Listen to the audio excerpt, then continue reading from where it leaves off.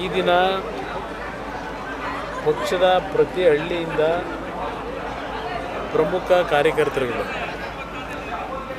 ಅವರನ್ನ ಈ ಒಂದು ಸಭೆಗೆ ಆಹ್ವಾನ ಕೊಟ್ಟಿರ್ತಕ್ಕಂಥ ಉದ್ದೇಶವೇ ಚುನಾವಣೆಗೆ ಏನು ತೀರ್ಮಾನಗಳಾಗಬೇಕು, ಅಭ್ಯರ್ಥಿನ ಯಾರು ಮಾಡಬೇಕಾಗ್ತದೆ, NDA ಮತ್ತು NDA ಅಭ್ಯರ್ಥಿಯಾಗಿ BJP JDSನ ಎರಡೂ ಪಕ್ಷಗಳು ಹೊಂದಾಣಿಕೆಯಿಂದ ಕೆಲಸ ಏನು ಮಾಡಬೇಕು ಎಲ್ಲದರ ಬಗ್ಗೆ ಚರ್ಚೆ ಮಾಡಲಿಕ್ಕೆ ಕರೆದು. ಸೊ ಬಹುಶಃ 3 ಚುನಾವಣೆ ಅನೌನ್ಸ್ ಆಗಬಹುದು. 14-15 ದಿನಾಂಕ ಘೋಷಣೆ ಆಗ್ಬೋದು. ನವೆಂಬರ್ಗೆ ಒಳಗೆ ಮಹಾರಾಷ್ಟ್ರದಲ್ಲಿ, ಅಲ್ಲಿಂದ ಜಾರ್ಖಂಡಲ್ಲಿ ಚುನಾವಣೆ ಆಗಲೇಬೇಕು. ಅದರ ಜೊತೆಗೆ ಸುಮಾರು 46 ವಿಧಾನಸಭಾ ಉಪಚುನಾವಣೆಗಳು ನಡೀತಕ್ಕಂಥದ್ದಿದೆ. ಆ 46 ಉಪಚುನಾವಣೆಯಲ್ಲಿ ನಮ್ಮ ರಾಜ್ಯದಲ್ಲಿ 3 ಉಪಚುನಾವಣೆಗಳು ಇರ್ತಕ್ಕಂಥದ್ದೇನಿದೆ.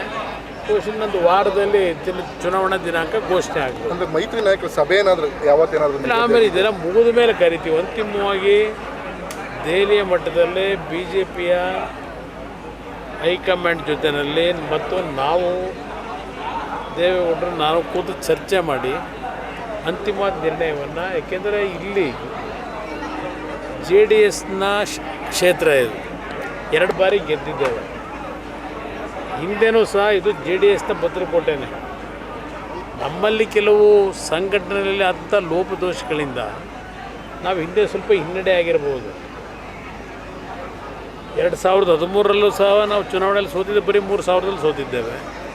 ಇದು ಕ್ಷೇತ್ರ ಮೊದಲಿಂದು ಜನತಾದಳದ ಭದ್ರಕೋಟೆ ಏನಿದೆ, ಆ ಹಿನ್ನೆಲೆಯಲ್ಲಿ 2 ಬಾರಿ ನಿರಂತರವಾಗಿ ಗೆದ್ದಿದ್ದೇವೆ. ಕಾರ್ಯಕರ್ತರು ಚುನಾವಣೆಗಳನ್ನು ನಡೆಸ್ಕೊಂಡಿದ್ದಾರೆ. ನಾನೇನು ಚುನಾವಣೆ ನಡೆಸ್ಲಿಕ್ಕೆ ಹೋಗಿಲ್ಲ.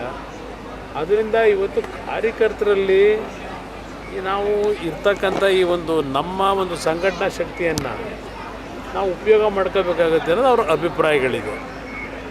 ಆ ನಿಟ್ಟಿನಲ್ಲಿ ಕೂತು ಚರ್ಚೆ ಮಾಡ್ತೀವಿ. ಯಾಕೆಂದರೆ ಯಾವುದೇ ಸಮಸ್ಯೆಗಳು ಇಲ್ಲದೇ ಇದ್ದಾಗೆ ಅಂತಿಮ ನಿರ್ಣಯ ಆಗಬೇಕು ಅನ್ನೋದು ಅಭಿಪ್ರಾಯ ಒಟ್ಟಾರೆ ಇಟ್ಕೊಂಡಿದ್ದೇವೆ.